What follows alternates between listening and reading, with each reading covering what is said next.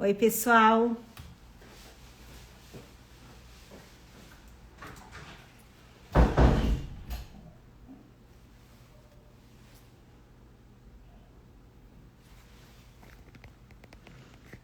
Olá, tudo bem? Um pouquinho atrasada.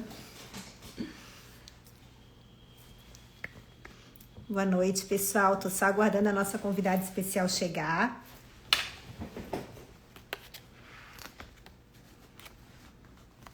Ah, legal.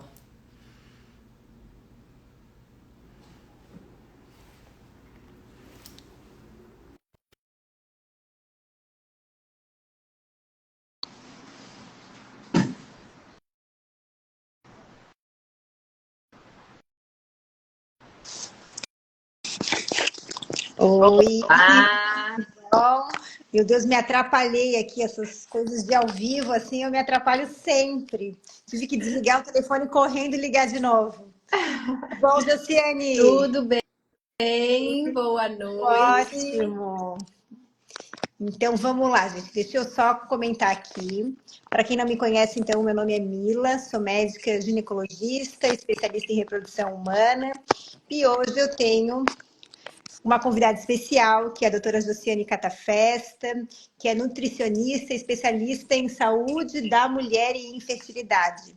Ela entende tudo sobre aquelas dúvidas que vocês fazem no consultório. Posso tomar café? Posso tomar refrigerante? Posso comer chocolate? Né? Geralmente a gente não sabe responder muito, mas a doutora Josiane tem uma experiência muito grande em todas as doenças que levam à infertilidade, como endometriose, ovários policísticos, e também na dieta dessas pacientes e nas suplementações vitamínicas, né, Josiane? Isso aí. Um prazer estar aqui com você para falar sobre um assunto que ambas gostamos, né? Que é Exatamente. poder aí cuidar dessas mulheres e desses casais para poder realizar sonhos, né, Mila? Que eu acho que muito além de cuidar das mulheres e realizar esses sonhos aí. Verdade. Então, obrigada pelo convite. Obrigada por ter aceitado. Então, vamos lá. Hoje, então, eu achava interessante, as pacientes podem fazer as perguntas, depois a gente vai respondendo. Eu já recebi algumas, que depois eu vou querer te questionar. Mas eu acho que elas mais querem saber com relação aos nutrientes essenciais que podem ajudar, então, nessa saúde reprodutiva da mulher. Se tu pudesse falar um apanhado Sim. geral sobre isso, seria bom. Eu gosto sempre de falar que quando a gente fala de fertilidade, é uma construção, né? Na verdade, o que a gente se dá conta do momento que a gente quer ter filhos, nem sempre é o momento que a gente está pronta, né? Verdade? Pronta no sentido de alimentação, o peso, né, Mila? Que a gente sabe que a questão do peso é algo bem importante quando a gente fala de fertilidade. Então, tanto excesso de peso quanto muito baixo peso, Tá. né? A gente sabe disso. Então, esses extremos, quando bate essa vontade, às vezes a gente precisa pensar, né? E aí eu gosto de fazer uma analogia, né? A gente se prepara para tantas coisas, se prepara para casar, para o vestibular, para viajar, né? A gente quer viajar para a Europa no ano de 2025, a gente já pensa um ano antes, mas ninguém se prepara para engravidar. Então, Verdade. não é simplesmente tomar o metilfolato, né? E aí, vamos lá. Desde uma boa revisão ginecológica, né? Saber se a gente está bem nutrida, saber se a gente está com peso adequado, será que eu tô com, né, tudo em dia desde... Eu falo, se tá no momento de fazer uma mamografia, faz, já fez aí a questão do preparo ginecológico e a nutrição entra nisso, né? Então, eu tenho muitas pacientes também que iniciam o uso do metilfolato, Mila, e muitas vezes essa dose que a gente encontra em farmácias não é o suficiente, Não é o suficiente. porque existem muitos desses polimorfismos. Então aqui a gente está trazendo um nutriente, né? Mas Verdade. assim, se eu pudesse elencar, eu falaria. Primeira coisa que eu gosto de falar, e aí eu puxo para minha profissão, é que a alimentação tem que ser a Tá. base. Não adianta a gente tomar o melhor suplemento, a melhor nutriente, se ela não tem uma base de dieta bem feita. O que é uma dieta bem feita, né? Não é simplesmente sair tirando um monte de coisa. Eu acho que a gente está uma era, uma onda de muita coisa de proibido, de tira tudo, de nada pode. E é isso que vai me ajudar. Então, o que eu sempre pergunto para paciente que chega no consultório? Tá, tirou isso, tirou isso, tirou isso, tirou isso. Tá, mas o que você colocou no lugar? Né? Então, você tirou o que a gente chama de tranqueiras, comidas ruins, mas você colocou o que ali no lugar? Né? Tá faltando muitas vezes frutas, verduras, que são a base disso, né? E aí você comentou da endometriose, né, Mila? Endometriose é uma patologia, uma doença, né, que precisa de muito antioxidante. Muita coisa, né? E aí não é um é bem importante para essas doenças, né? Tanto o ovário policístico quanto a endometriose, que são as maiores causas de infertilidade, a gente sabe que a alimentação influencia muito, né? Não só agora, mas sempre, né? Desde sempre a alimentação, ela é reflexo de toda essa doença também, né? E não tem cura, né? Então aí que eu coloco que tem o lado bom e o lado ruim. O lado bom é que depende da gente e o ruim é que depende da gente. Exatamente. Então, nesse sentido, primeira coisa, a alimentação, a base da alimentação. Atividade física, né, Mila? Eu acho que mais do que nunca, nós, mulheres, em qualquer idade, precisamos ter atividade física. Sono, eu acho que você fala bastante também sobre isso, né? É fundamental. O que a gente menos tem qualidade é sono, né? Mas como é importante, né? E eu achei ótimo o nosso horário da live, porque aí a gente não atrapalha o sono de ninguém. Verdade.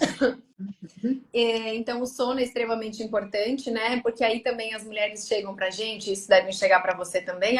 Eu posso tomar melatonina, que é super importante pra fertilidade. Mas e você faz a higiene do sono? Eu não consigo dormir antes da 1 da manhã. Não vai ter suplemento que funcione se você não auxilia o seu corpo. Verdade. Né?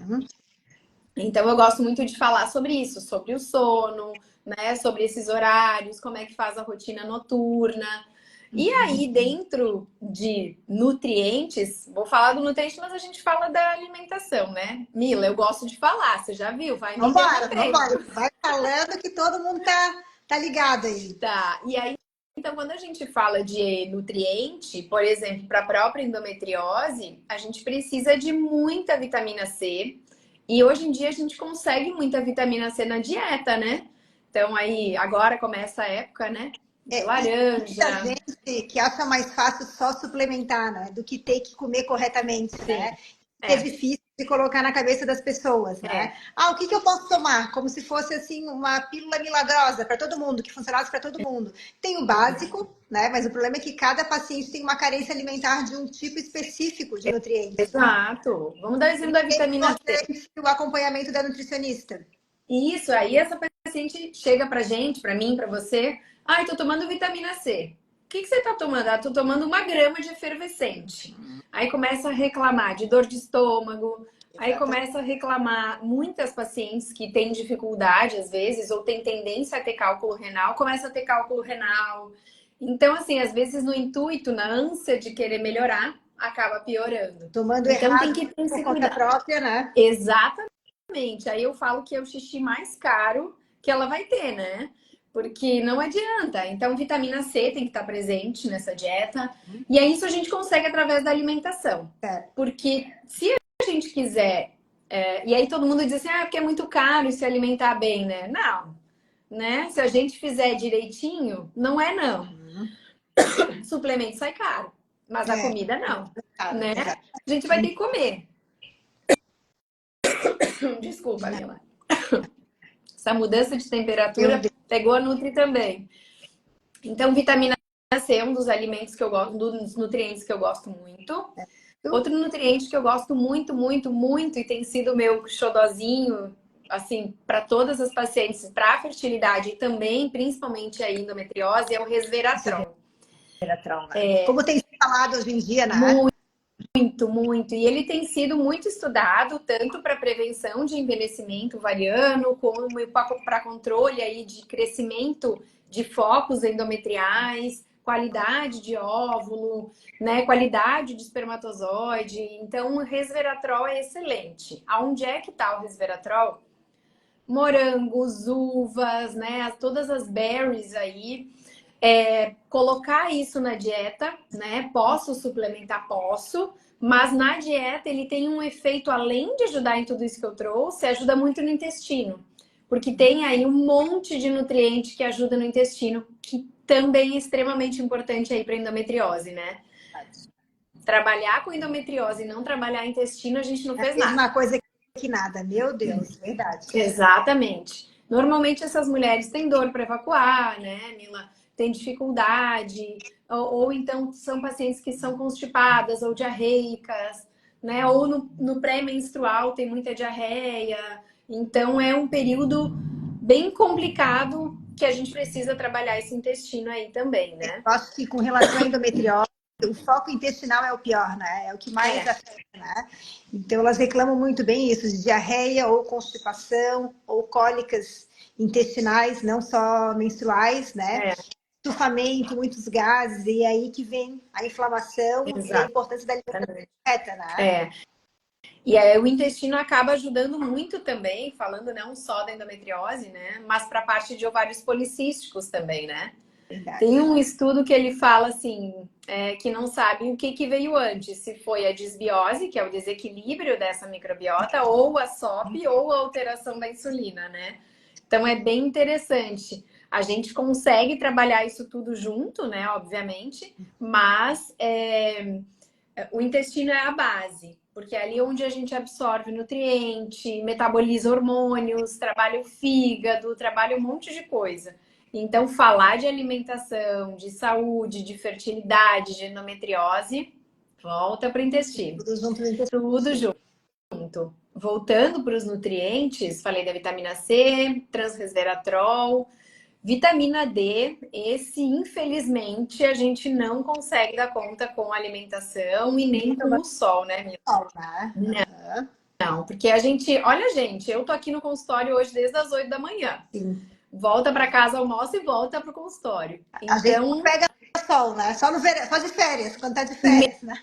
mesmo morando na praia, né, Mila? A gente mora na praia, aqui em Floripa, mas a gente acaba não se expondo ao sol. Ou quando se expõe, cheia de protetor solar, né? Com todo esse cuidado, que também tem outro olhar aí, né? Mas então, vitamina D é super importante.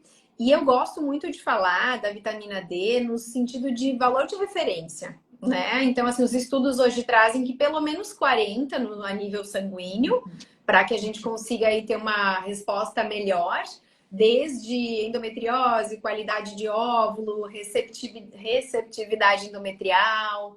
Então, reduzir riscos de aborto, né? Os estudos mostram que vitamina D abaixo de 20 tem maior risco. Então, vitamina D tem que ser suplemento. Infelizmente. Pergunta que mais vem: qual a dose que você acha que tem que tomar? Depende do exame. Depende de quanto que deu cada vitamina D de cada pessoa, né? Exatamente. Então, às vezes, no início, há uma dose maior para ajustar, depois uma dose de manutenção. Então, vitamina D, sim. E se eu pudesse falar de outro suplemento, né, que não é alimentação ou que a gente não consegue com a dieta, é o ômega 3. Ótimo. A gente teria que comer muito peixe, né, Mila? Nem a gente morando aqui na praia a gente consegue. Ômega 3 tem que repor, não adianta. Não consegue. E principalmente em mulheres que têm aí um envelhecimento ovariano maior, né? E também endometriose. Então, gosto muito, muito, muito, às vezes até de usar aí 3 gramas de ômega 3 para quem tem endometriose, que ajuda bastante, assim, nessa resposta. Então, o ômega 3 é muito difícil. Sou vegetariana, sou vegana, não gosto de peixe, não uso ômega 3. Tem ômega 3 vegano hoje. A gente tem aí tem várias opções. Então, que a gente pode trabalhar também, bem interessante. Ou aquela pessoa que toma ômega 3 e fica regurgitando, né, o peixe também. Sei que tem um sem gosto, né? Tem, já ouvi falar. mas normalmente fica a dica, Mila. Quem fica rotando... Opa, será que é minha internet? Oi? Tá falhando a minha... Voltou? Voltou, aham. Deve ter oscilado. Normalmente, quem arrota muito, assim, regurgita o peixe, é porque tem dificuldade de digestão de gordura. Então, precisa dar uma ajustada na dieta, na digestão, para ter uma melhor resposta. Tá. Então, mas fica outra dica que também dá para fazer, é congelar o ômega 3. Anotando tudo. Olha só, tem aqui como é que é o nome dela? Kello Motor, deixou de tomar por conta disso. Ó. Então, anota essa dica aí, ó. Se você colocar o pote, né? O potinho do ômega 3 no freezer para congelar, ele não vai congelar. O óleo não pode congelar. Mas a cápsula vai ficar mais resistente e aí você consegue tomar ele congelado e não tem essa regurgitação. Aí toma sempre antes da refeição. Toma, come. Uma boa dica, né? Até eu, que já não quero mais engravidar, nem tem como. Exato. Mas eu adoro tomar um ômega 3, porque a gente, é bem isso que tu falaste, a gente morando na ilha quase não come frutos do mar, Igual. né? Quase peixe. Exatamente. Então eu sempre tomo todos os dias, mas confesso que aquele gostinho ali fica, sabe? Mas eu tomo. Mas tem agora eu vou botar no... marcas, como você falou, tem marcas que eles acabam não tendo gosto. esse retrogosto, Mas normalmente as pessoas é que têm dificuldade. Quer ver? Gestante tem muita dificuldade em função da digestão ser mais lenta. Aí a gente pode fazer o uso dele congelado, porque não dá para não usar, né? Sim. Então, então, 2 suplementos que eu não deixaria de usar, assim, não posso usar nada, tá super difícil, não, ou às vezes até paciente que não gosta de tomar cápsula, né? Então, mas usa vitamina D e ômega 3, tem que suplementar. Não tem. Não tem como, porque é algo que a gente precisa. Olha, Bruna. Indicações. Então, Bruna, não te conheço para poder dizer o que você precisa ou não, né? Mas assim, se o seu médico que te conhece falou que não precisa, de repente não precisa mesmo. Mas a vitamina D e o ômega 3, eu pediria para ele pelo menos dosar a tua vitamina D, né? E o ômega 3, sim. Claro que, por exemplo, né, Mila, pacientes que usam anticoagulante ou que começam a usar o Clexane, Versa, eu uso às vezes uma dose menor de ômega 3. Aí parece que não pode, né? A gente pode, mas uma dose um pouquinho menor. Não pode. Um pouquinho menor, mas não dá para deixar de usar porque a gente não consegue, né? E ela falou que acredito que o básico para uma mulher com 37 anos. Então, 37 anos a gente já começa a ter aquele declínio na resposta, né? Tanto qualquer resposta hormonal, não só de reserva ovariana. Mas aí a gente precisa pensar que o nosso corpo precisa de muitas proteínas, né? Porque a gente tem, qualquer mulher em qualquer idade, tem dificuldade de fechar a quantidade de proteína da dieta. E eu brinco que uma mulher que vai transferir um embrião ou que está grávida, ela vai começar a construir, né? Construir um coração, construir um osso, construir aí vários órgãos. Então, com o que é que a gente constrói? Com aminoácidos, que é proteína. Então, precisa ter proteína na dieta. Para a gente também não só construir, mas para não perder massa muscular, que é tão difícil conseguir, né? A gente sofre, vai lá, malha, e aí tem dificuldade. Então, a minha sugestão, como é que é o nome da menina? Agora, desculpa, acho que é Bruna, né? Bruna. Isso, Bruna. A sua dieta tem que ter aí uma boa quantidade de proteínas para essa transferência do embrião, tá? Tem que ter aí o metilfolato, obviamente, vitamina D. Isso, Bruna, lembramos do seu nome. Ômega 3 também tem que ter, né? E uma dieta que vai te ter um processo, um cuidado aí com o mínimo de alimentos inflamatórios. Não é zerar, mas o mínimo. Não faz sentido uma paciente que vai fazer uma transferência de embrião, que é uma futura gestação, se encher de doce, comer, tomar um monte de café, né? Tomar bebida alcoólica. Então, assim, não é porque a Nutri proíbe, mas eu gosto de perguntar para a paciente: faz sentido para você, uma grávida, tomar um monte de café? Faz sentido uma grávida tomar bebida alcoólica? Não faz. Então, é isso que a gente precisa pensar. Não, minha Nutri proibiu. Não, a Nutri não proibiu. Pensar um pouco nessa questão é importante. Então, gosto do cafezinho, ó, que a Bruna comentou, como elas perguntam do café, né? Uma vez eu li um estudo que podia tomar até 3 xícaras pequenininhas de café. Não sei se é real, tu que estuda mais isso. Então, a cafeína na gestação, né? Vamos falar de gestação e aí a gente pensa no pré. Na gestação não tem uma dose segura de cafeína na gestação. Ah, você vai tomar tantas miligramas e é ok. Então, o que eu falo? Na gestação é zero. Tá. Ai, tenho muita vontade de tomar um cafezinho descafeinado à base de água. Ok. O que eu falo do pré, né? Não precisa cortar a cafeína, mas o que as pessoas fazem hoje? Eu me incluo nisso porque eu amo um café, tá? Eu não tomo essa quantidade, eu tomo 200 ml ao dia, mas para quem está tentando engravidar, isso é uma quantidade maior. Eu tenho paciente que chega, Mila, tomando 1 litro de café. Meu Deus, como tomam, né? Eu também fico apavorada. Então não dá. Primeira coisa, cafeína diminui a absorção de nutrientes. Opa! Diminui a absorção de nutrientes. Não, fez um okzinho ali. Diminui a absorção. Não, meu. Diminui a absorção de nutriente. Tá. Segundo, que acaba atrapalhando muito aí na liberação de enzimas digestivas a nível de estômago, pode dar mais gastrite, pode atrapalhar muita coisa. Então não faz sentido. Aí eu acabo diminuindo a quantidade, mas deixo, né? Isso. Só que muitas vezes elas já cortam de vez. Eu digo, ok, né? Ou então elas tomam café sem cafeína, né? Então, mas o café descafeinado normal, Mila, eu não gosto. Tá. Por quê? Porque ele tem muito produto químico para descafeinar. Então não adianta. Eu falei assim, você tirou a cafeína que é natural e botou um produto químico, não adianta. Mas vale tomar um golinho, né? Bem menos e desmamar e já trocar por esse descafeinado, né? Isso. E uma outra coisa que você trouxe do trocar, né? Quer ver? Então, Josi, não uso mais nada de açúcar. Ué, mas por quê? Porque agora eu tô usando adoçante. Ai, dá uma taquicardia. Por quê?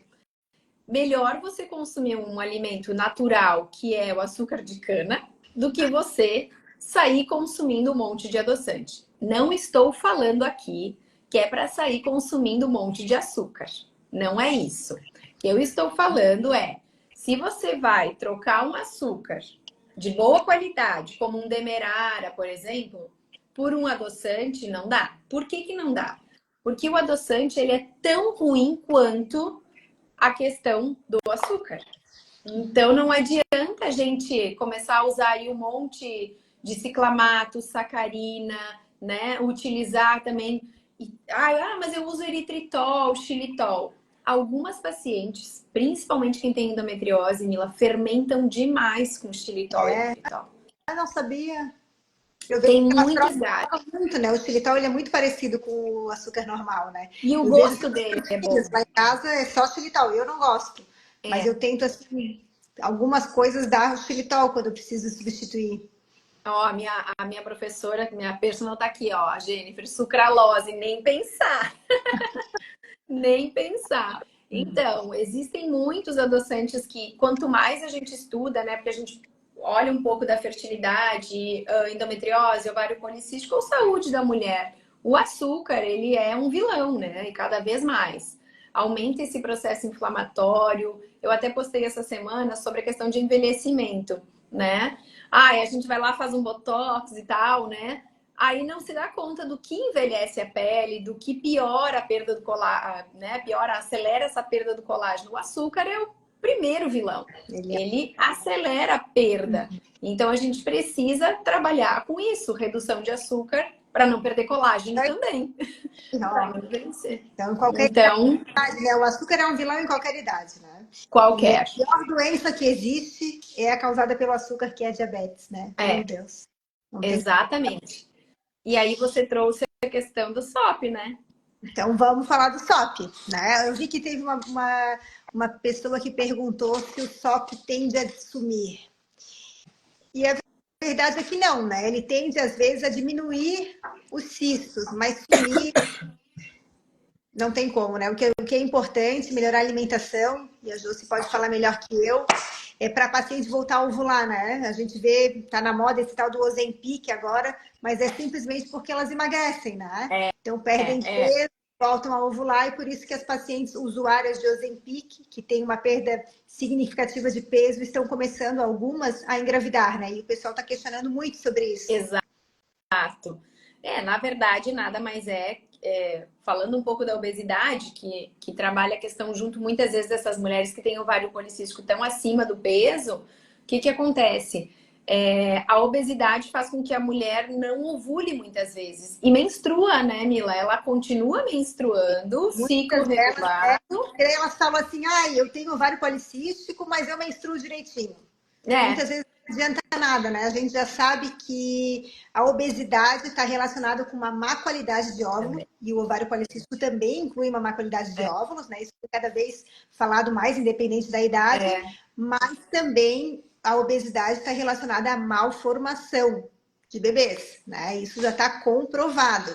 Então, muitas vezes, mas é só o peso, eu ovulo direitinho. Aí tem a ver o peso, né? Exato. Então, quando a mulher baixa peso, ela volta a ter uma ovulação melhor.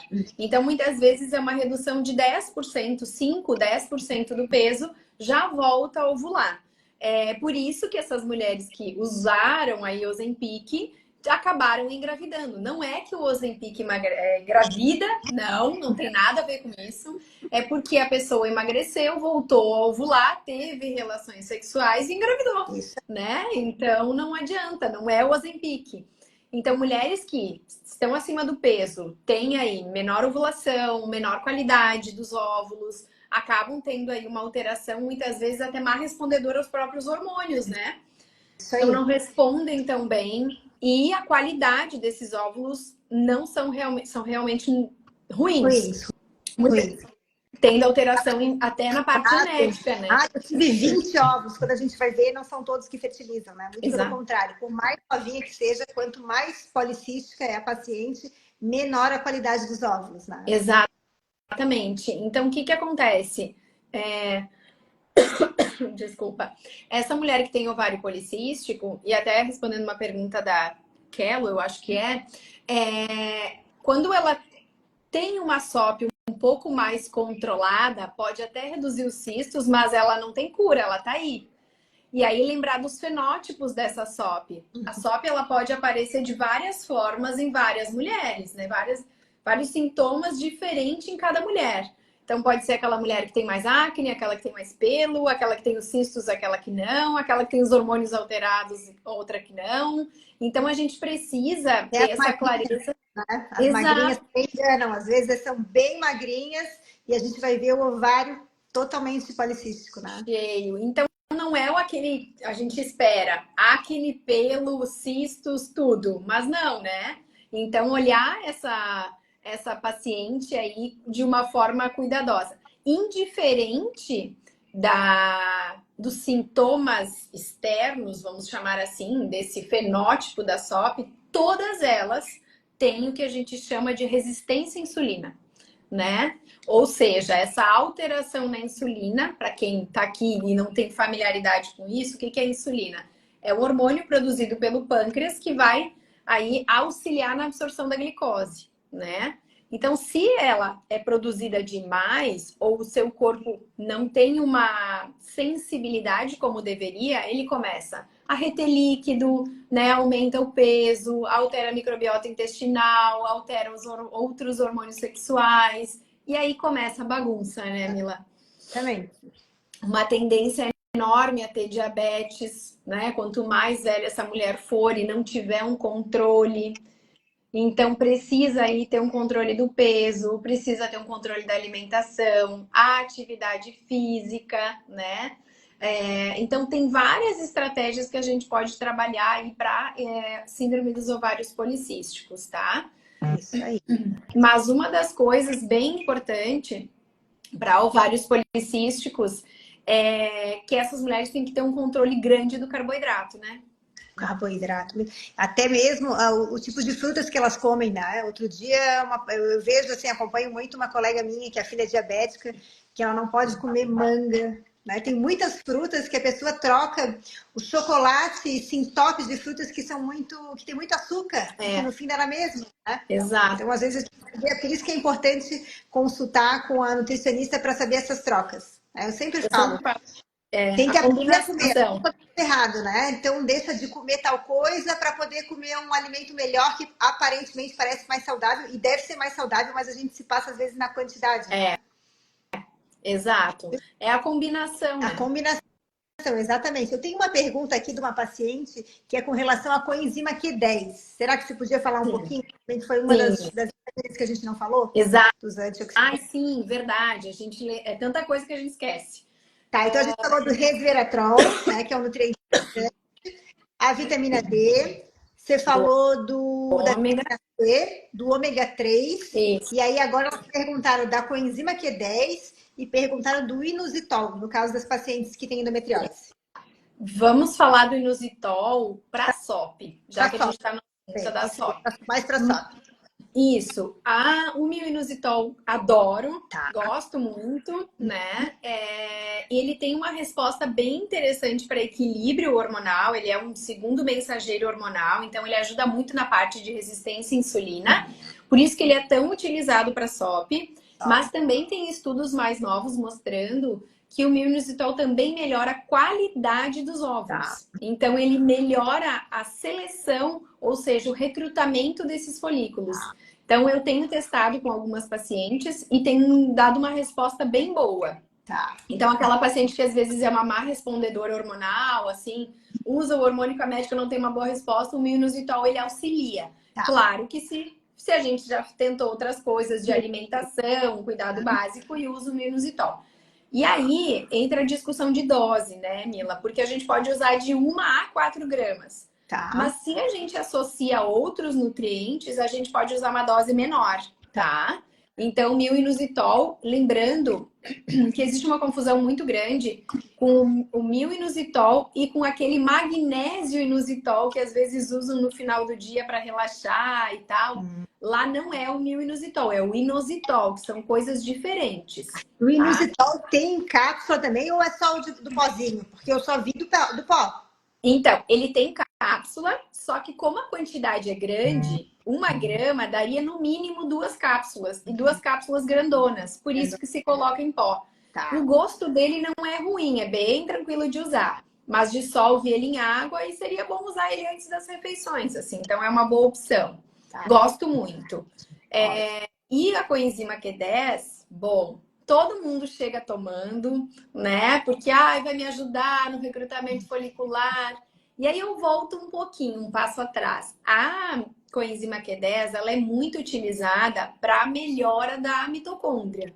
Que a mitocôndria é o que a gente mais estuda quando se fala de saúde hormonal, saúde ovariana, né? Aí pensando em reserva ovariana, envelhecimento ovariano. E aí a gente vai entender que a mitocôndria não trabalha sozinha. Ela não trabalha só com coenzima Q10. Então, a gente precisa de complexo B. Então, é B1, B2, B3, B5, B6, B9, né? B12. Então, se eu tenho uma B12 baixa, que me ajuda na produção de energia lá na mitocôndria, e só dou coenzima Q10, não vai. Então, eu preciso melhorar complexo B. Eu preciso ter um ferro adequado. Se essa mulher é anêmica demais, o ferro super baixo, ela não vai ter uma resposta boa mitocondrial. Então, os últimos estudos têm mostrado que mulheres que são muito deficientes em ferro não têm uma boa resposta também aí, no sentido de desenvolvimento, às vezes. Então, ajustar esse ferro, né? Gosto de falar também do zinco. O zinco é um nutriente que eu tenho gostado muito de estudar ele. Por quê?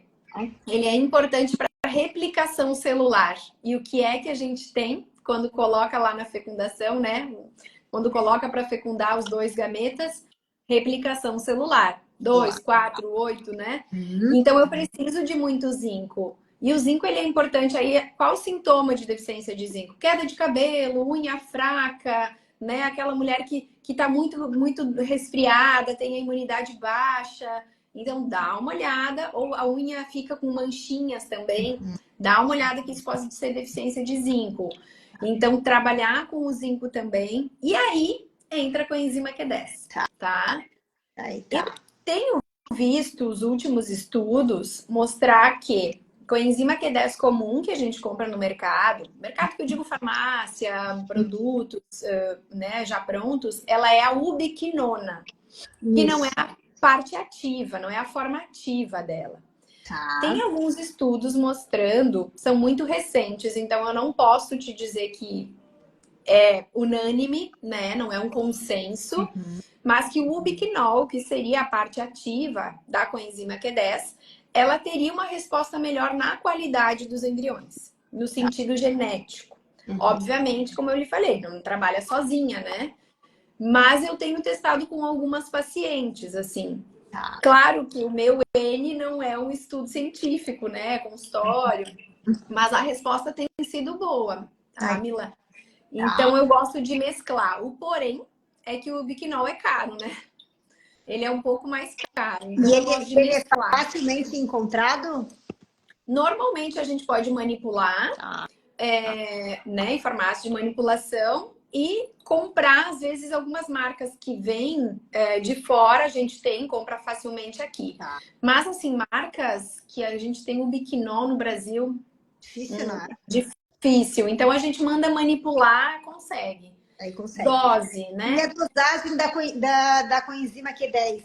Geralmente é 200, eu vejo nos congressos eles falando muito de 200 miligramas, é mais ou menos isso?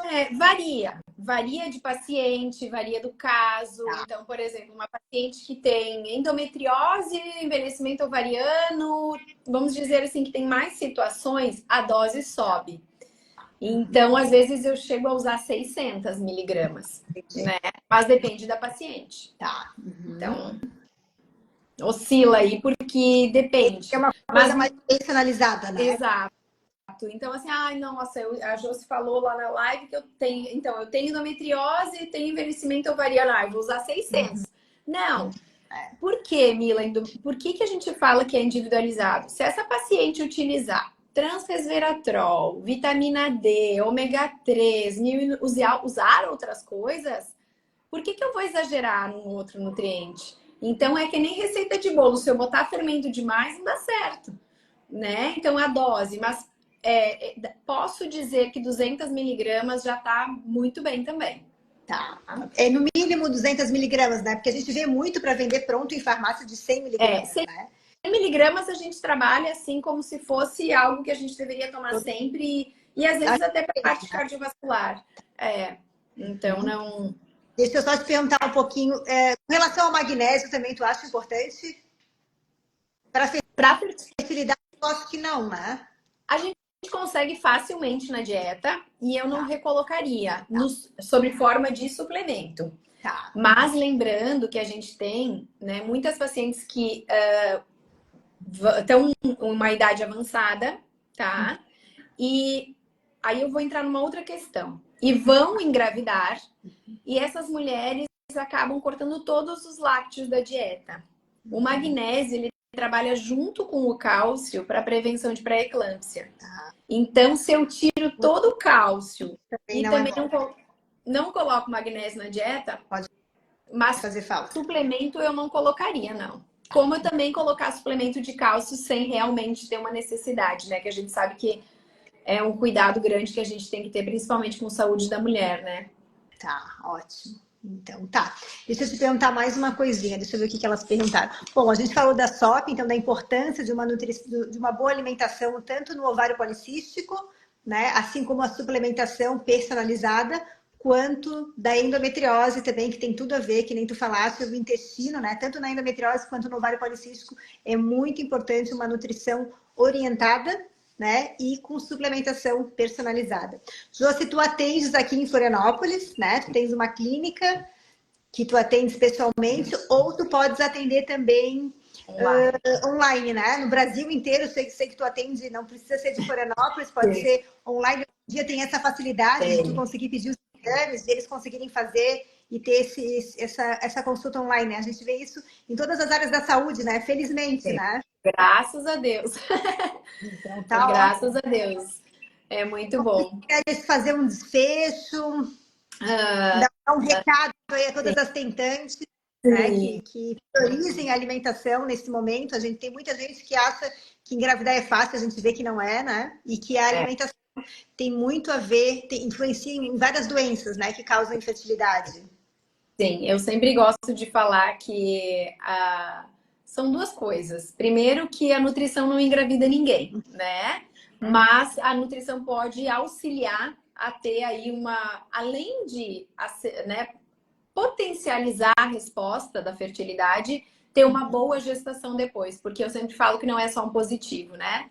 Então eu sempre brinco que a nutrição, ela não cura tudo, mas sem a nutrição a gente não trata nada, Verdade. né? Então a gente ter essa base, pensar que a gente não gosto da expressão que a gente é o que a gente come, porque não é simples assim, mas a gente precisa entender que é como um carro. Se eu colocar um combustível ruim, ele em pouco tempo vai começar a dar problema, né? E a gente não é diferente. A gente passa muito essa nossa genética alimentar também para o bebê, né? Exato. Então, é importante a gente estar saudável na gestação para que a gente tenha bebês saudáveis também, né? Porque às vezes, engravidei foi fácil, mas não adianta se passar no peso, né? Eu sou uma que na primeira gestação eu descuidei bastante, sabe? É uma coisa que me preocupou muito. Eu engordei 20 quilos. Faço o que eu falo, não faço o que eu faço. Olha só. Na segunda eu também não te confesso, mas assim, se a gente pudesse voltar no tempo, a gente mudaria muita coisa, né? Mas que bom que você passou por isso para poder orientar, eu sempre falo. A gente faço o que eu falo, não faço o que eu faço, né? Ainda bem que consegue orientar, pelo menos, né? Exato, isso aí. Então, tá bom. Gente, muito obrigada. Vamos encerrar aqui para não ficar muito longa. Vou deixar no nosso feed, vou passar para a doutora Josiane também. Quem precisar entrar em contato com ela, acho que vale muito, muito a pena, porque eu acho que é uma das que mais tem experiências nessa parte de nutrição e fertilidade. Mas, obrigada pelo convite. Falar sobre esse assunto é um prazer. Show de bola. Né? A gente pode combinar depois, futuramente, para fazer um só de endometriose ou um só de ovário policístico, né? Se tu tiveres... Com certeza. Só me chamar, tô aí. Então, tá bom. Gente, adoro falar. Pela participação de todos. Obrigada. Tá? Obrigada. Boa tchau, noite. tchau. Tchau, tchau.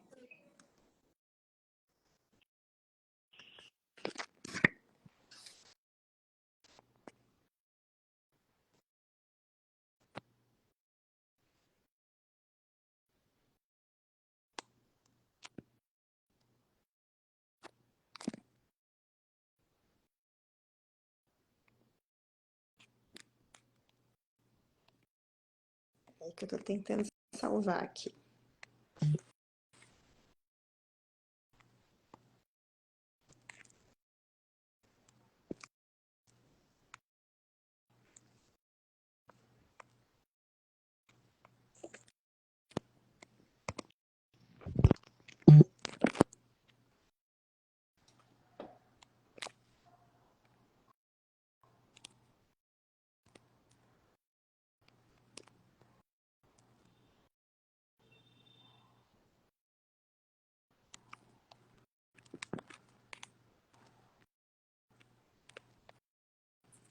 Gente, a ajuda dos universitários aqui para salvar, meu Deus.